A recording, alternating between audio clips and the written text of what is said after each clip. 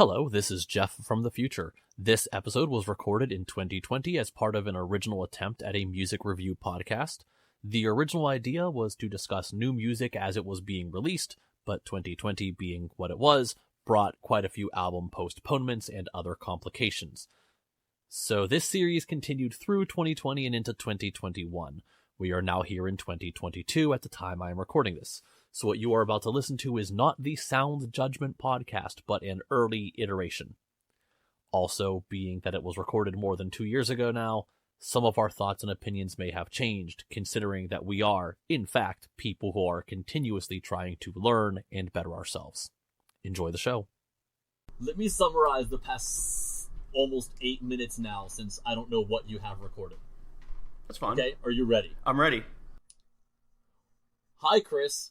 It's been a while since we've done this because you broke your foot and couldn't go down 2 flights of steps to record or edit audio. And we are here to talk about Halloween music because Halloween is not a genre of music, it is a holiday, and some people define Halloween music incorrectly. Okay, are you going to tell me what incorrectly is? What incorrectly is, if you do a Google search for Halloween music, you are going to find everything wrong with what people decide Halloween music is. Creep by Radiohead is not Halloween at all. Oh, can I add one? Zombie by the Cranberries is not Halloween. Okay, that's about war in Ireland. I think that is the biggest factor here that's kind of like is this Halloween or not, is this idea of mentioning something that is scary or weird or even paranormal or satanic does not inherently make something Halloween music. But I also don't think it disqualifies it for Halloween music, because I'm also going to look at this as like there's different kinds of Halloween music. So we have a shared Halloween Spotify playlist that is primarily stuff you added, and it is 26 and a half hours long or something like that. Oh, you're welcome. It's 26 hours and 5 minutes long. Yes. I have my own 2 Halloween playlists, which I'll get to. And there's a lot wrong with all of these Halloween playlists, honestly. Yeah.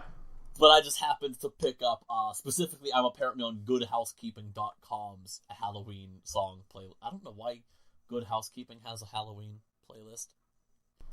Anyway, okay. They have their Halloween songs, and there's a few on here that I'm just like, I see them listed all the time, and I don't understand why anyone decides they are based on Halloween.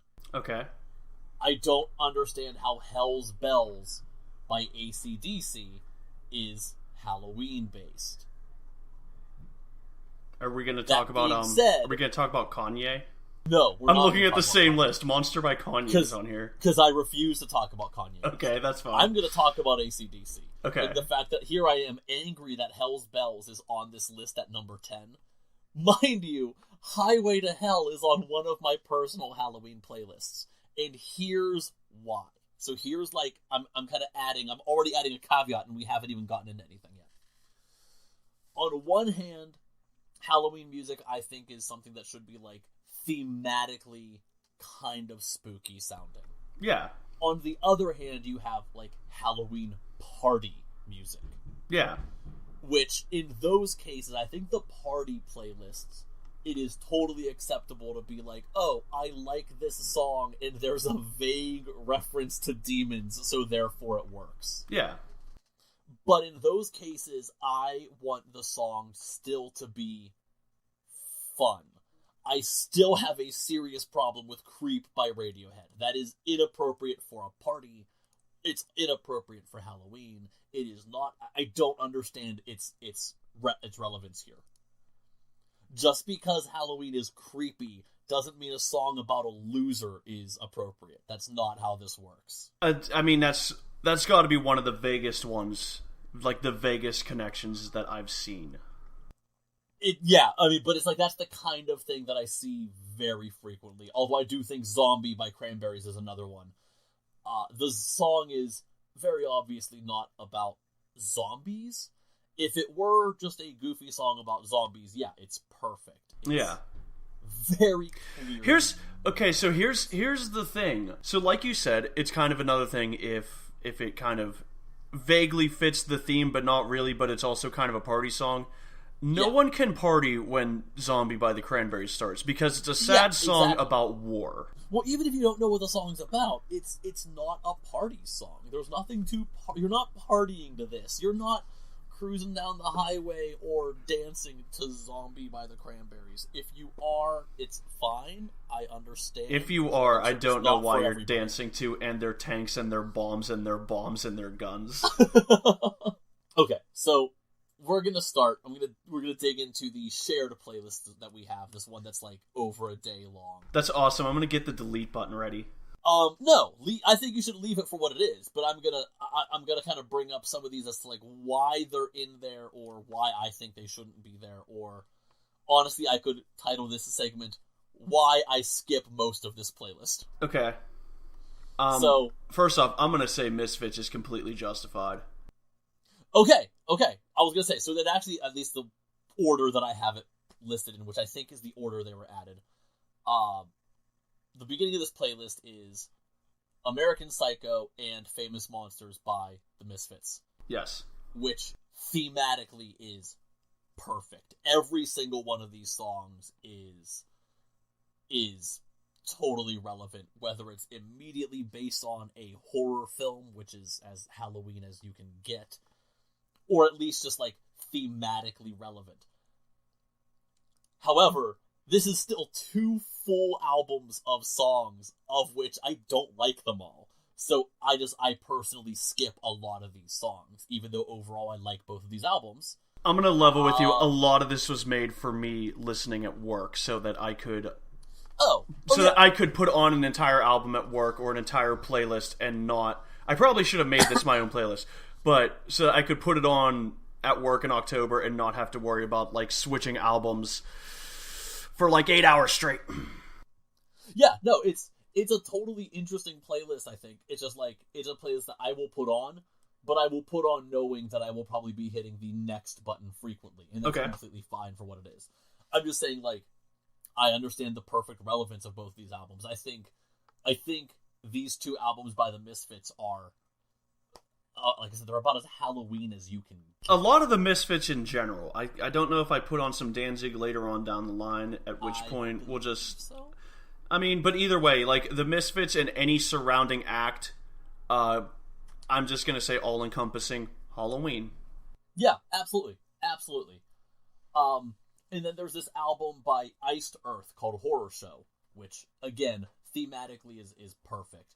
Every one of these songs is based on either a horror movie or at least a horror trope. Yeah. So, like, for example, some of these song titles are Wolf, Jekyll and Hyde, Transylvania, Frankenstein, Dracula. Like, you get the point. Right.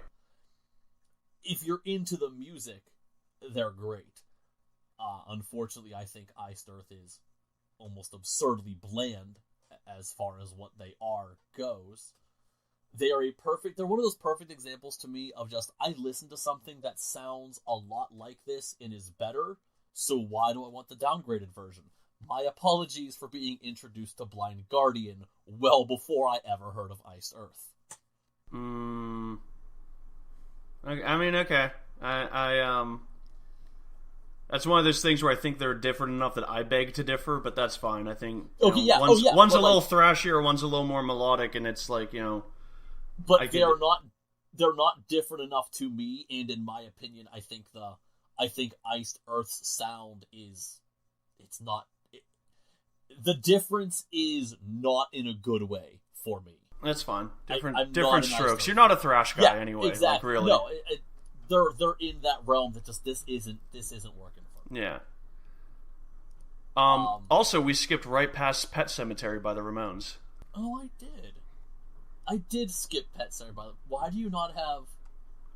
Why don't we have Chainsaw on here? Is it on here later? Yeah, I'll say, why is Chainsaw not in this playlist? Because, as we know, the Ramones are the original horror punk band. They did Chainsaw, they did... hold on. Never mind. You do actually have, if you sort by artist, we do actually. I could have sworn Chainsaw was on here. I don't want to go down to the basement is on here. Okay. Is So he's gonna kill that girl or whatever on here? No. Oh no. Okay. So you should have never opened that door. Regardless, Classics. I now lost where I was in this list. That's fine. Alice Cooper. We got a handful of Alice Cooper songs on here. Right. Now, again, some of these I fully agree with because I think thematically they're perfect, and some of these I think are better in name only. So, for example, Feed My Frankenstein is a perfect, like, rock Halloween theme song. You can't get any more Halloween-y than just a song about Frankenstein, basically. You just can't. Yeah. The song title "Welcome to My Nightmare" I think works. I don't know if I necessarily agree with the song overall, but again, this is just like a great like classic rock song. I'm not really gonna say no to it. This is gonna be in the same realm as "Highway to Hell." It's moderately appropriate. Otherwise, it's just a good song to have on, and like how are you gonna hate it? Mm-hmm. I'm gonna say the same for the songs "Devil's Food" and "The Black Widow," which I actually don't know the Black Widow. I'll be honest with you. Okay, that's so I can't attest to its thematic relevance or not. I kind of threw them on there because first off, the whole album is about a nightmare, so I think that's kind of relevant. It's a concept album, but also between these two songs is where the Vincent Price part comes in, and he has the Vincent Price do the he plays the narrator in a museum showing off the spiders. Okay. Alright, I get it. I guess it makes sense. I'll have to listen to some of these a little bit more again. Yeah. Up next, I don't want to necessarily go through this whole playlist, but I want to point out a couple more people here. Up next is Rob Zombie. Now, you have like a dozen Rob Zombie songs on here, and quite frankly, most Rob Zombie songs are fully interchangeable as far as I care. Right. I like Rob Zombie. Yeah, I mean, you can always dig through some ditches, burn through some witches. But honestly, I think my playlist has Super Beast, Dracula, and Living Dead Girl, and I what else are you gonna need? It's good enough. You've covered Rob Zombie for what he does. Yeah. Obviously, Rob Zombie is incredibly perfect and thematic, considering the fact that he's directed numerous horror films by this point. And I mean, even since White Zombie, he's been doing, which I think there's some of that on here, but songs about, about and based in and using clips from horror movies. Yeah, exactly. He's kind of like one of the quintessential, this is legitimate Halloween music. I like now going through horror movies and finding the sound clips that Rob Zombie used by accident. I was watching The Mummy, the Mummy, like all 16 movies, as you know, this year. Yeah. And I finally got to hear the sound clip of "Do You Have to Open Graves to Dig Up Dead Girls" that he uses in one of the White Zombie songs. Oh, interesting. Yeah, I'll say I do not know what a lot of his sound clips are from. Obviously, they're everywhere, but yeah, like I mean, I don't know all of his sound bites. I know they exist in tons of his songs, but I don't actually know what most of them are from. I have looked some of them up, but I don't really know. Up next, we got a couple Black Sabbath songs. Well, I'll say, and Black Sabbath is another. I think some of these songs, at least, I think, are like perfect examples. The song "Black Sabbath" by Black Sabbath. Quite frankly, if you are a house that invites trick-or-treaters, you could just play this song on repeat. It is genuinely creepy sounding, and it's intentionally creepy sounding. It's not creepy in the way that some people are going to go with, like, oh, it's a heavy metal song and it's about a demon or something. Like, no, it's just the music itself is intentionally trying to sound unsettling. Yes. And it does it very well. Yeah. Even to this day, one of the most unsettling metal songs. Yeah, it's great. It's absolutely great. I'm entirely indifferent to what you also have Lady Evil and Children of the Grave in this playlist, both by Black Sabbath. I am fully indifferent to those. Black Sabbath by Black Sabbath, I think, is another one of just like the absolute quintessential Halloween songs. It's perfect. I kind of threw Children on the Grave on there because I like the ending where it quiets down to the wind and does the Children of the Grave. Yeah, it has its moments. It's not the worst thing I've ever heard. And Lady Evil is from the Dio era, and it's just literally about a witch, so why the fuck not? Yeah, again, it's moderately thematic. I'll let it pass if that's what you're into. This isn't going to be Creep by Radiohead where I'm just blatantly calling you out on it and saying, like, no, this is wrong. Yeah. I don't know who you are, but I can't wrap my head around how someone decided this is a Halloween song. I don't think I really did any of that. I don't think so either. There's just a lot of this. There's a lot on this playlist that I just don't like, but that's a musical choice. That's a musical choice. Not as much as a thematic choice. Yeah. Anthrax 3, these songs are literally Stephen King books. They literally wrote 3 songs about Stephen King books. Yeah. Well, okay, so I'm skipping a little bit here. Like I said, I don't want to actually dig through this whole playlist. It is way too long. I'm just kind of talking as I scroll. King Diamond, I think, even though you don't like it, is relevant. King Diamond is often relevant, I guess. I just really can't stand King Diamond. Yeah. I want to get into... so you have a handful of Iron Maiden songs here, but the one that stands out to me the most is the song Phantom of the Opera. And this isn't like a criticism, it's more just sort of an open question. When did Phantom of the Opera become a Halloween thing? So I think that this song, Phantom of the Opera, is based on the classic horror movies that are based on Phantom of the Opera, like the black and white movies, and not the fact that like it's originally and more recently became again like a romance story. Yeah. So just like it's I think Phantom of the Opera is an interesting one because it has kind of taken on multiple lives of its own as an entity in itself, which I think is interesting and really cool.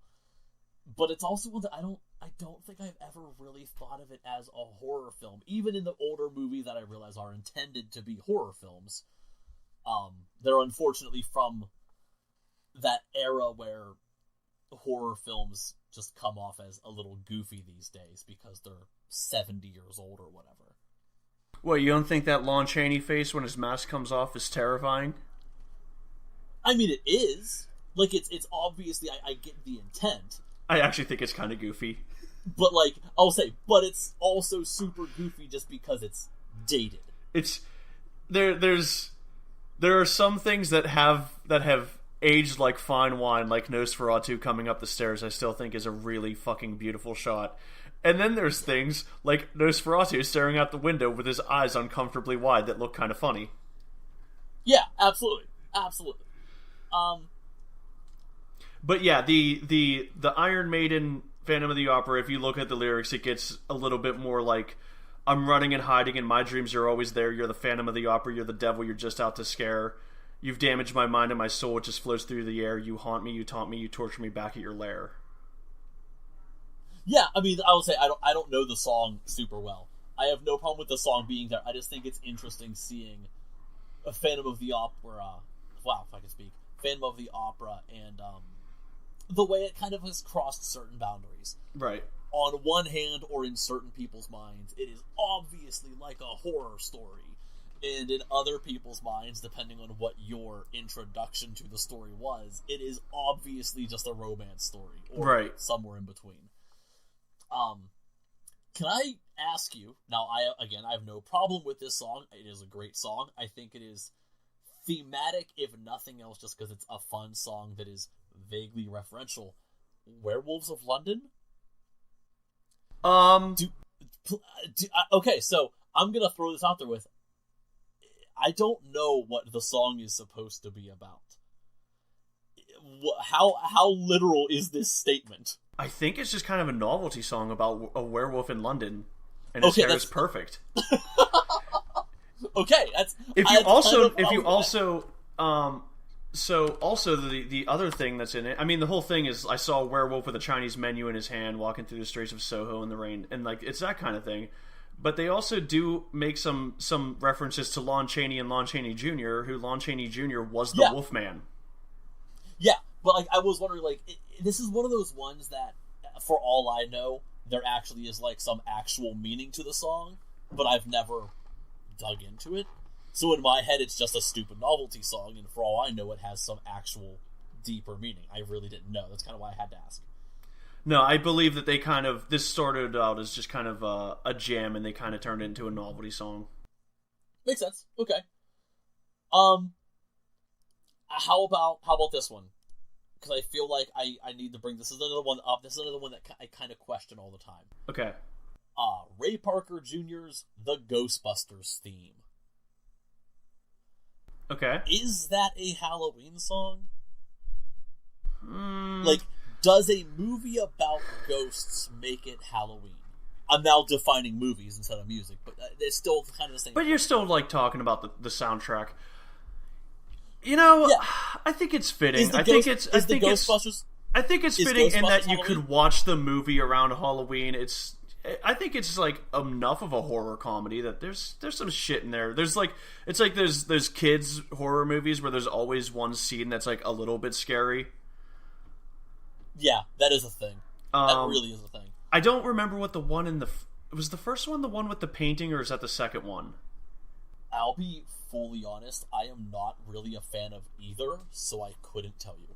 I've watched both enough times in my life, but not like in the past like 5 or 6 years. I remember that when I was young, whichever one had the haunted painting like had a scene that scared me. When they take the baby. I have seen them both in their entireties, maybe once or twice each. And obviously, because they're always on, I've seen bits and pieces of both of them many times. But even so, probably not for at least a decade. I actively make a point of not watching Ghostbusters because I don't think they're good movies. But, yeah. So that brings up, I think, a bigger question. Does Halloween music or do Halloween movies have to be scary? Do they have to be horror films in any way? Even if it's a horror film for children, which is obviously not really scary, does it have to be scary?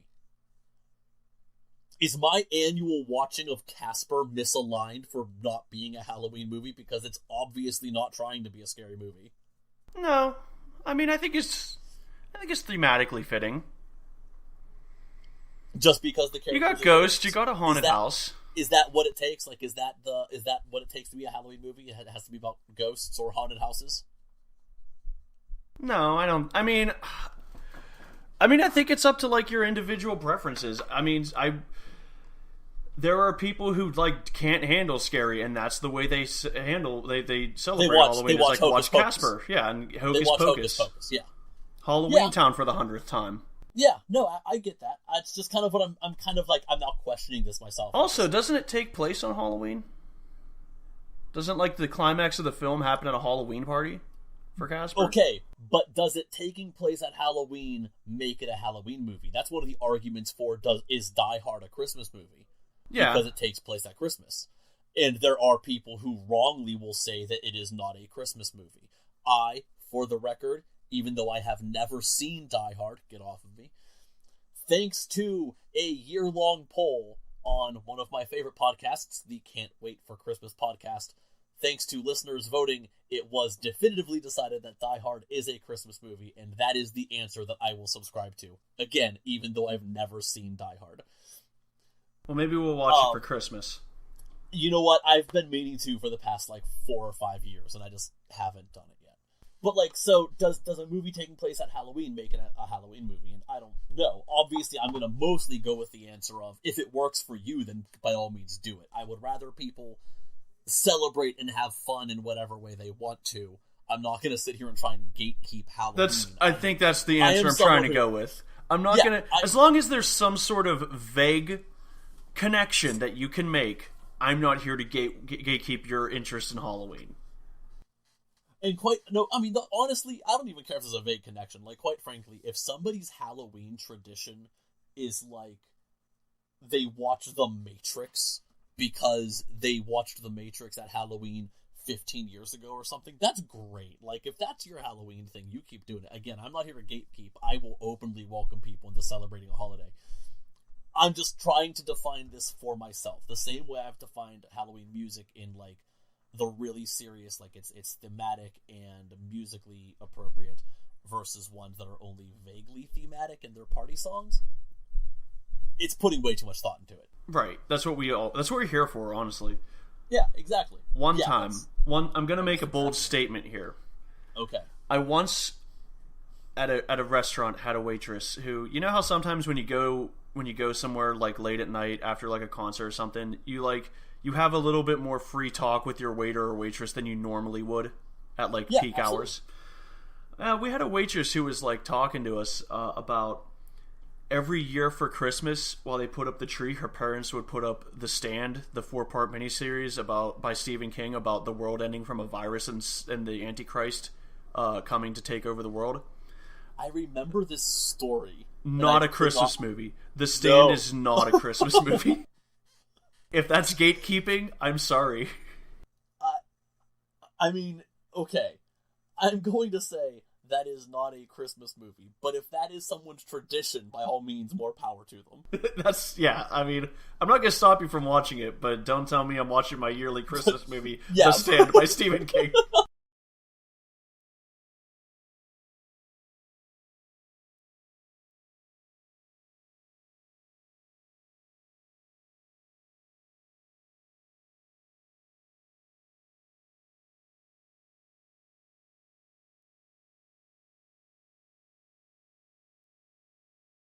That might be it. Like, that might be what we're looking for. I would still never put Creep by Radiohead on a Halloween playlist. Right. Is Bad Moon Rising a Halloween song? Okay, so that's a perfect example of, you know what, it's kind of like a party song. It's a song that everyone knows. Nobody's going to be offended by it. It's a good song. It's fine. Okay.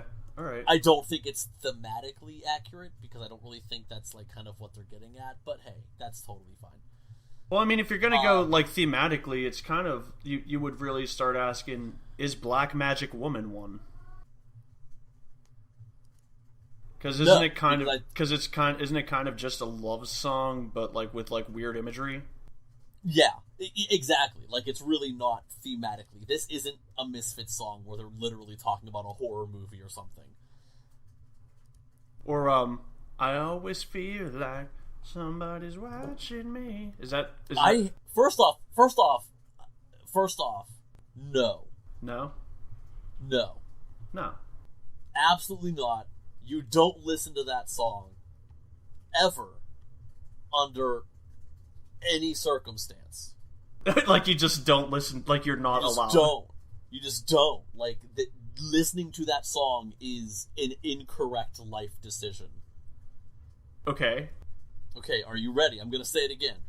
Listening to that song is an incorrect life decision. So you don't like it? Oh no, it's a good song. You don't listen to Michael Jackson. Oh, that's right. He is on the chorus. He's not. He is on the chorus. The guy singing the chorus, even though it's not a Michael Jackson song. You just don't listen to Michael Jackson. It is sad that we had to throw out Thriller. It is not, because I actually never particularly liked the song Thriller, even when I was still allowing myself to listen to Michael Jackson. I never Thriller is not a song I ever liked. Okay, so again, I think I kind of covered like your giant playlist for the most part. I want to, because I'm stuck looking at these stupid top lists of songs that somebody else. This is Billboard's top 25 Halloween songs. Yeah. And I need to bring up the inevitable, because this is one that everybody seems to have on their playlists. Okay. The Time Warp from Rocky Horror Picture Show. Okay. Your thoughts? Yes, no, Halloween? Would you put it on a playlist? I wouldn't put it on a playlist. I'm not going to say, I mean, again, I'm not here to gatekeep and tell you how to celebrate your Halloween. I consider Rocky Horror Picture Show a perfectly fine Halloween movie, but if you're going to do something from it, I would think like there are better choices, like science fiction double feature or something like that. Okay. That is almost exactly what I was going to say. I don't understand how Time Warp became the song that people latched onto. Never mind the fact that I wish we would stop as a culture pretending that Rocky Horror Picture Show's good, because it's not. But if you had to pick something from it, Time Warp is not the right answer. That's a great movie. But, no, it is not. With plenty of meatloaf. The Rocky Horror Picture Show. No. But, that brings me to the real question here. The real question, as if I haven't asked a million questions already. Every question is the real question. They just keep getting realer.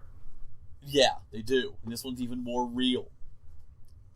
Kind of going back to the Ghostbusters theme, which I debate if the Ghostbusters is really a Halloween movie, but that's how we got into that. Whatever. Do horror movie themes work? And if so, do they still belong on your Halloween playlist? Like the Halloween theme, right, by John Carpenter. I mean, every year when you have trick-or-treaters come to your house, your brother sets up the horror movie song playlist. Yeah. So yeah. I would argue that in that context, yeah, I wouldn't put on the Halloween theme at a party where people are trying to have a great time. But, yeah, okay, but thank you. But under that particular setting where you have a very good Halloween setup that does kind of frighten children, and I think that works really well for that. Yeah, we aim for just what I at least consider, obviously I'm the one that partially sets this up, what I consider the perfect mix of campy goofiness and fun and genuinely scary for kids for Halloween. Yeah. Because, I mean, let's face it here, again, not to gatekeep, but like Halloween is a holiday that everyone can celebrate differently, but like the big event of Halloween is for children. Right. And at least I think, like, as an adult, the fun of Halloween is making something that is then fun for children. And fun for their parents to, like, laugh at. Well, yeah. Do a great job at that, too. Absolutely. I mean, parents laughing at their kids for being scared is always hilarious. But no, okay, so this is kind of getting into what I was alluding to earlier. Is like, I have multiple Halloween playlists, and I have my party Halloween playlist, which is songs. Right. It's Werewolf of London. I do not think, personally, I mean, who am I to tell you what to do? I'm putting the Halloween theme and the Nightmare on Elm Street music on the same playlist as the Monster Mash and Bad Moon Rising or whatever. Yeah, exactly. So, like, I have my Halloween songs playlist, which is, like, a lot of the same one. There's a lot of songs that you have on yours. There's other ones that we've referenced, like Black Magic Woman. Again, I realize it's kind of only very loosely thematically relevant. Only in, like, a couple, like, image, some imagery. And then I also have, like, I Put a Spell on You, which has been covered by literally everybody and their mother. Sorry, Screamin' Jay Hawkins. I know that was the original. My personal favorite recording is by She and Him. Spooky by Atlanta Rhythm Section, I think is just one of, like, the most perfect Halloween songs ever. First off, it's called Spooky, and then it also has the line, "So I proposed on Halloween." Like, it's great. It's a great, fun Halloween party song. Screamin' Jay, I think, just has a handful of songs you could use, too. Oh, yeah. I mean, his whole image, I think, fit well. I think he's one of those artists who kind of did the shock factor thing, well... For its time, yeah. For its time. And also because of his time, before most other people did.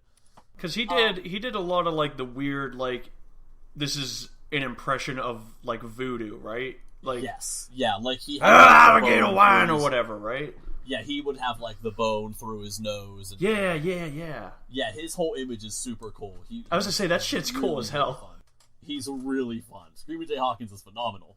It's just like, if I had to pick a recording of I Put a Spell on You, which has been covered by tons of people. Your favorite is She and Him, yeah. She and Him. I mean, I also have the Misfits on this playlist. I have Season of the Witch by Donovan on this playlist. DJ Jazzy Jeff. Yeah, I mean, how could you not? Yeah, everyone loves A Nightmare on My Street. How could you not have A Nightmare on My Street? Okay, but what about Superstition by Stevie Wonder? That's another one that I see a lot that I'm not sure on.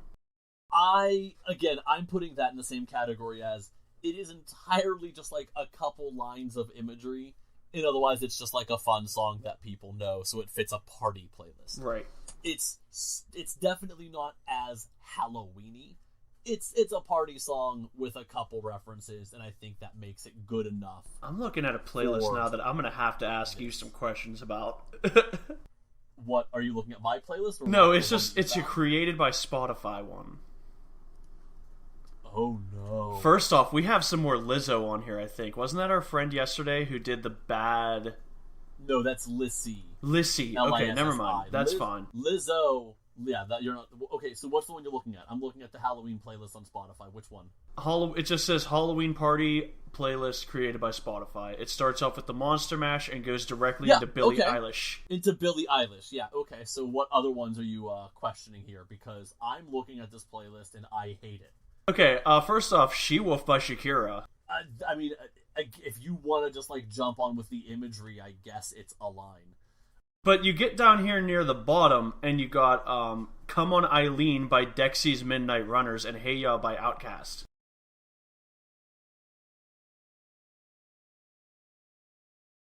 Grande, yeah. No, this is literally just like a party playlist, and a handful of the songs have like a single line of like something reference, like if you want to make a party playlist, then make a party playlist, but don't call it the Halloween party playlist, in my opinion. Is My Chick Bad on here? I don't see it. Do you know the Ludacris song My Chick Bad? No. By any chance? So it features Nicki Minaj, and I expected it on here because she has a line. It's something like, I forget the first half of the line. The second half is, and guess who's playing Freddy? And it's obviously like a Freddy Krueger reference. Yeah. And I expected that to be a loose enough reference for them to put it on here, but I don't see it. I don't understand why the white boy national anthem, Come On Eileen, is on this list. This is just... Why is Paper Planes by MIA on this list? Do you know that song? That's a great song. I was just listening to this, actually. I dug up this album. I don't think I do, but I mean, I can listen to it. It's right here. Dude, it's so... I mean, it makes no sense for Halloween.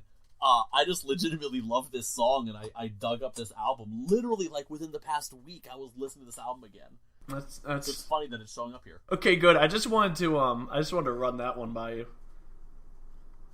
These Spotify playlists are a little shady. Like, listen, Spotify, I know you're not listening to this anyway.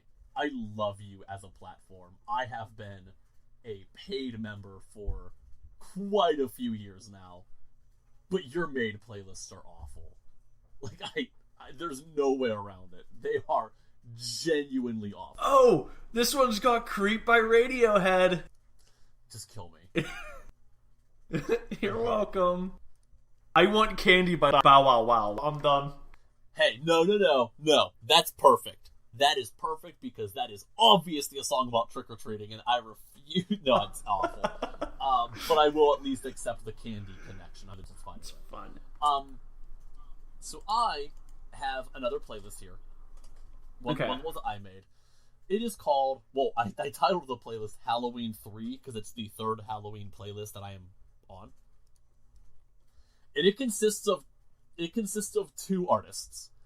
It has the album Pumpkin by Buckethead, which was one of his what are called the Pikes. Yeah. So it's super short, and this is just like creepy, wild, crazy ambient-ish music. Just I don't care, like literally pick a track, skip to the middle of it. It doesn't matter which one, you'll get the point.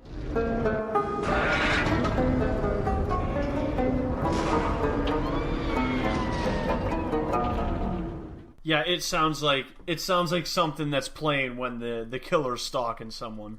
It is half an hour of just disturbing sounds. Right. It is super ambient and creepy and weird. The other artist I have on this playlist is Pumpkin Witch. Do you remember Pumpkin Witch? I don't know. I might have missed that one. You may have missed that one. Well, here you go. Pumpkin Witch. Okay. And I recommend... I like all these names. Night falls on the hovel of the Pumpkin Witch. Monstrous gourd abomination. Oh, yeah. Dawn breaks over the pumpkin patch. You know what? Honestly, another one. Just pick a track. Pick a track and go with it. Alright.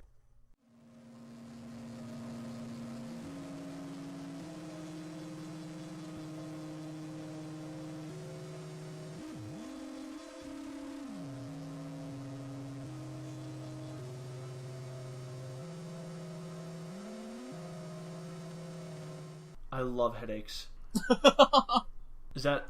Are they all headache inducing? Oh yeah. Oh yeah. Yeah, kind of. Okay. So this is super electronic, but again, fairly ambient, and it's just genuinely kind of creepy sounding. Yeah.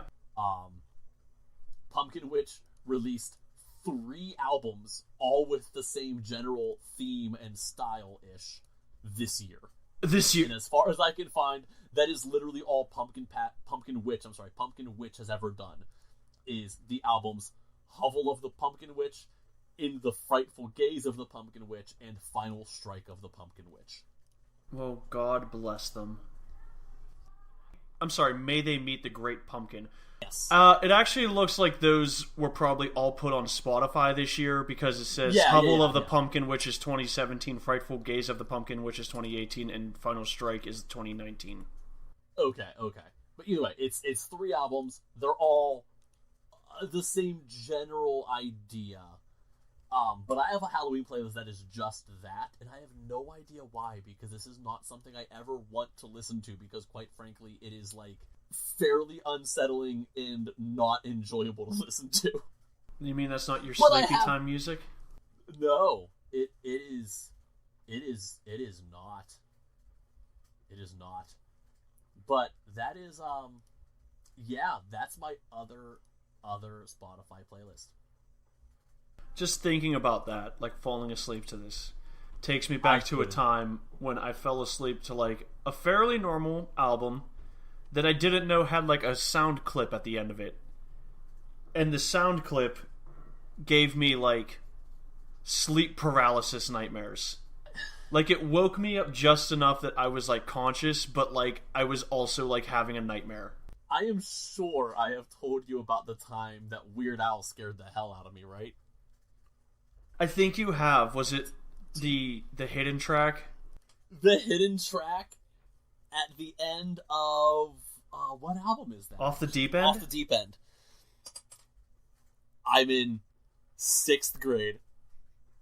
It's me and Ron. We're hanging out in the basement, just like we were playing video games and listening to Weird Al, and then we're just like hanging out and talking. We're done playing games, and the CD had stopped playing, at least as far as we were aware. And the hidden track is just Al screaming and then like what sounds like breaking dishes. Yeah. It literally scared us both to the point where our little 6th grade selves freaked out, got up, and ran upstairs. like in sync. We both had the same initial, just like, oh my god, reaction. Right. Weird Al, I'll never forgive you for that. Speaking of Weird Al, I think Nature Trail to Hell belongs on the shared Halloween playlist. Absolutely. Is it not there? It is now. Speaking of Weird Al. Speaking of Weird Al, first off, it was his birthday the other day. Happy birthday, Al! But second off, because, let's face it, Halloween is full of these awful, stupid novelty songs. Within the past couple weeks, we've had a long discussion about our now new good buddy, Bobby Pickett. Bobby Boris Pickett! Who wrote the Monster Mash. And,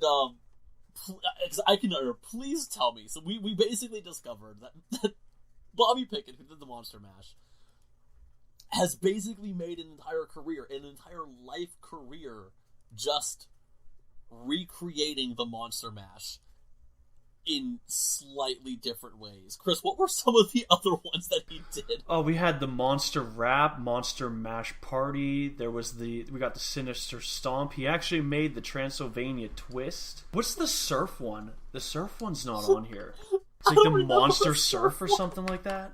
Is that a thing? I don't remember this. I don't remember that. That's actually really funny. Oh, he died. God bless him. We discussed this. I know, but I forgot. Monster Swim. The Monster Monster Swim! Here we are swimming under the full moon, the werewolf and the creature from the Black Lagoon. Dracula, what do you think of my new smash? What did happen to the Monster Mash? It's a poolside smash. It's bigger than the mash.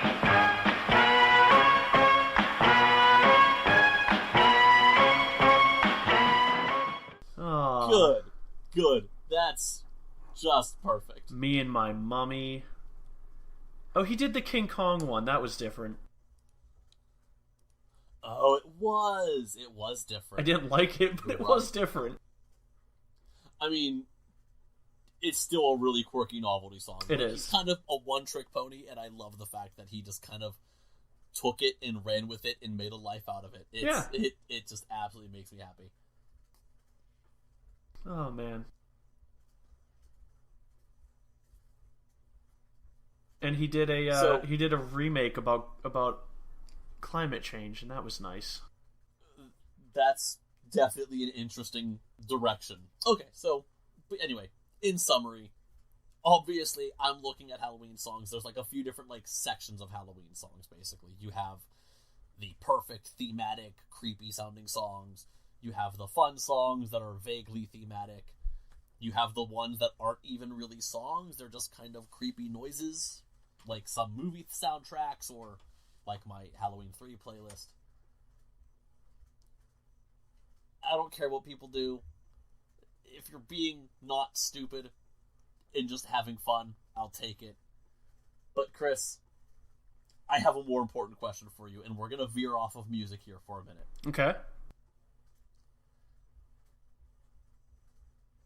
There is, as you know, a whole, like, subgenre of horror films, which are undoubtedly Halloween, even if they have nothing to do with Halloween. Horror films just fit the Halloween season. Yeah. There is a whole subgenre of horror films that are all based around Christmas. Sure. Yeah. So we got Black Christmas. You got Santa's Sleigh. You got Gremlins. Jack Frost.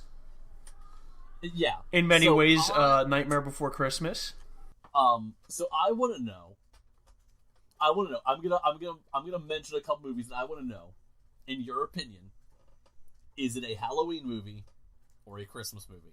Okay, I'm gonna say off the bat, in most likeliness across the board, I will accept both. But I'm gonna tell you which one comes to mind first. That's kind of what I'm going for. Because controversially, apparently, me thinking that Nightmare Before Christmas coming off as more of a Halloween movie is a controversial stance, despite the fact it's about fucking ruining Christmas. See, I didn't know that was controversial. I've always kind of thought of that as more of a Halloween movie. People all the time will be like, it's a Christmas movie. I'm like, they take fucking snakes and ruin Christmas with a box of snakes. That's not Christmassy. I mean, yes, there's like a nice little moral at the end, and they save Santa from Oogie Boogie. Like, but the whole thing overall has a more Halloween-y feel to me. I'm sorry. Well, I mean, it has a definitely more Halloween feel. I think the story could really go either way. Like, let's face it, he's fascinated by Christmas. Yeah. He doesn't understand it, but he's fascinated. Yeah, again, acceptable for both. But if you're asking me which one comes to mind first when I think of the movie, Halloween for me. I'm going to fully agree with you. Okay. Gremlins.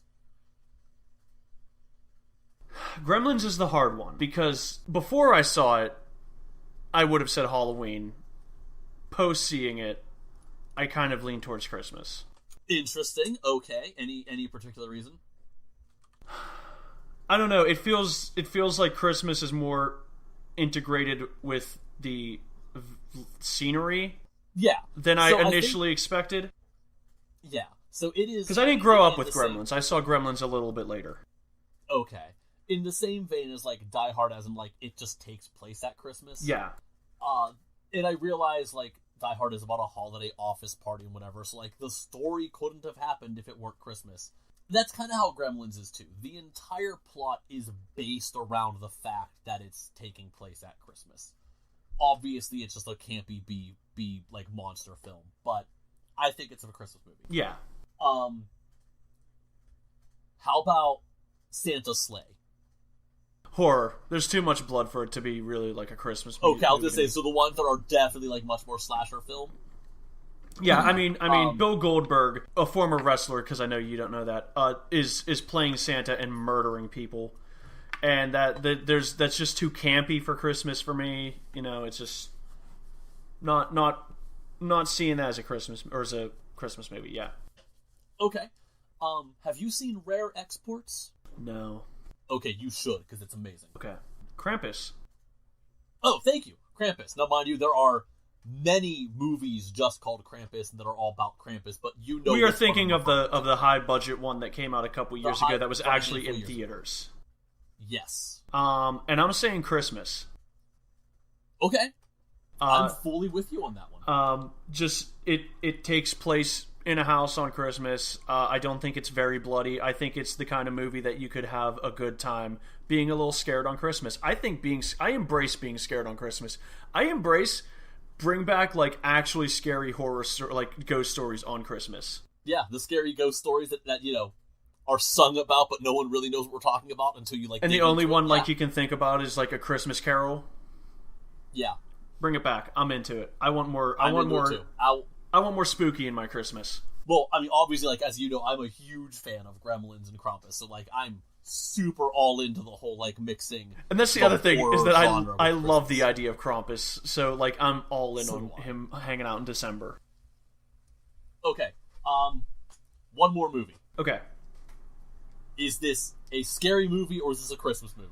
Okay. Kirk Cameron's Saving Christmas.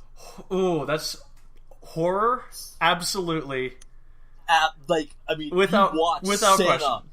Santa just, like, pummels that man. Saint Nicholas pummels beats that a man to death. Chris, we need to watch Kirk Cameron Saving Christmas again. I would love to watch it.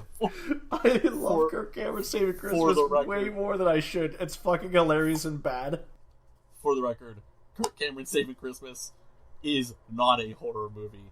It is an overly Christian Christmas movie. It is just so genuinely bad, and it might be one of the greatest things that's ever happened. I remember... Okay, so we went to go see... What is the Nicolas Cage movie where everyone disappears? Oh my god, it's the Rapture story. Yeah. Left Behind. Left Behind. We went to go see Left Behind with Nicolas Cage because we thought it would be funny. We were the only ones laughing during the Christian movie, which I thought was a real bummer. Which, for the record, we went in to go see if it was funny, and it was. But I remember that we saw the fucking trailer for Kirk Cameron Saving Christmas. And I looked at it, and I looked at you, and I said, can we come back and see this? And you shut me down promptly. And having bought the DVD, like, a couple months later, it became a meme. Like, I saw that trailer not knowing it was going to become a meme, and it became a meme for, like, a little bit in certain, like, movie reviewing circles of the internet. Not an open meme, but, like, I follow, like, movie reviewers, and, like, everyone who, like, reviewed movies in theaters was talking about how fucking bad and funny this movie was. So when it came out on DVD, I had to buy it, and I'm a little ashamed that we didn't go see it in theaters and laugh in front of the Christians. Not to say the Christians, like, the bad, like, they're all bad, but, like, there's a certain group. Like, if you're seeing a Christian movie seriously, I might laugh at you. If you are going to see a Kirk Cameron movie seriously in theaters, I kind of just think you should reevaluate your level of quality that you want in a movie. Kirk Cameron is one of those people who I think is probably just, like... I think he absolutely means well. He's probably... But a nice enough guy. But my god, this Kirk Cameron Saving Christmas is genuinely awful. But it's absolutely hilarious in all of the best ways. Alright, that's really all I got. I just really was leading up to asking you about Kirk Cameron Saving Christmas. Man. You got anything else, Chris? What is the scarier Jack Frost movie? The 1997, slasher horror, or the 1998 family fantasy where Michael Keaton is turned into a snowman? I was going to say the one with Michael Keaton. Which is scarier? The idea that you could be hit by a car and turned into a snowman, or the idea that you could be murdered by a snowman? Considering the fact that the slasher one is just kind of not good. It's not a good horror film, if you ask me. It's not a good slasher film. The idea of being hit by a car and then becoming a snowman and, trying to reconnect with your family as a snowman is, the kind of existential dread that I think some horror films wish they could give you. What is the scariest fate in Jack Frost? Turning into a snowman or being an aging rocker? I hate it here.